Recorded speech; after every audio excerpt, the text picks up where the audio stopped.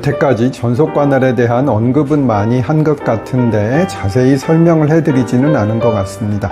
전속관할이라 함은 관할 중에서 고도의 적정성과 신속의 공익적 요구 때문에 특정 법원에만 재판권을 행사하게 하는 관할이라고 설명되고 있습니다. 저 어려운 표현은 모르셔도 되고요.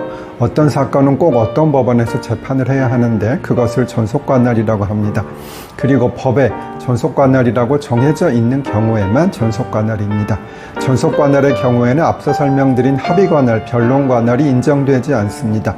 전속관할의 위반은 직권조사 사항입니다. 즉 당사자가 주장하지 않더라도 법원이 직권으로 조사를 해야 하지요.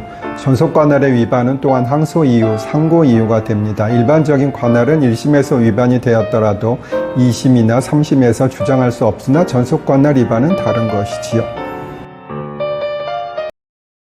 전의 쇼츠에서 이어집니다. 즉 전속관할이 위반되었다면 2, 3심 법원에서는 1, 2심 판결을 취소하고 전속관할이 있는 법원으로 내려보내게 됩니다. 다만 전속관할 위반은 재심 사유가 되지는 않습니다. 이는 전속관할을 위반한 사유가 있더라도 판결이 확정된 경우에는 이것을 재심 사유로 주장하지는 못한다는 의미가 되겠지요. 그러면 어떤 사건이 전속관할이 있는지 알아봐야겠지요. 제일 중요한 것은 이혼 등 가사 사건입니다. 조금 복잡하긴 한데 설명드릴게요. 첫째, 부부가 같은 가정법원의 관할구역 내에 보통재판적이 있을 때에는 그 가정법원입니다. 보통재판적은 그냥 쉽게 주소라고 생각하시면 됩니다. 즉 같은 법원이 관할구역 내에 살고 있다면 그 법원이 관할법원입니다.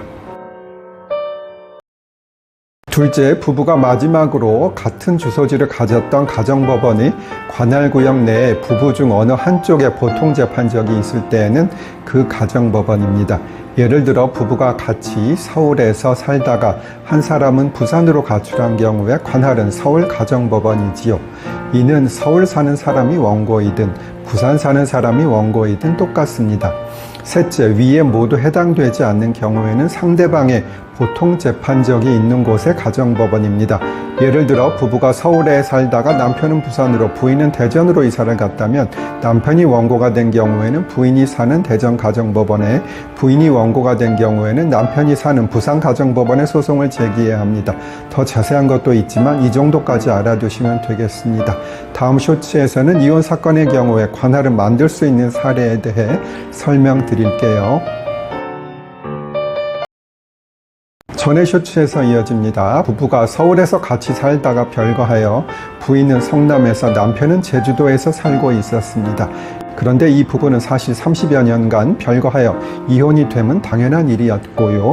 742, 743편에서 설명드린 이혼에 대한 관할을 적용해보면 첫째의 부부가 같은 법원의 관할구역에 살거나 둘째 부부가 마지막으로 같은 주소지를 가졌던 가정법원의 관할구역 내에 부부 중 어느 한쪽에 보통재판적이 있을 때에 모두 해당하지 않지요. 지금 현 상태대로라면 셋째에 해당되어 부인이 남편을 상대로 소송을 한다면 남편의 주소지인 제주지방법원에 소송을 제기해야 합니다. 그런데 성남에서 제주도까지 재판을 받으러 다니려면 얼마나 힘이 들겠습니까?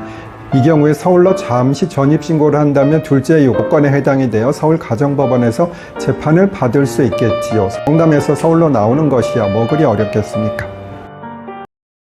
직전에 설명드린 이혼 등 가사사건 외에 전속관할을 일반인들이 알아야 하는 것은 많지는 않습니다.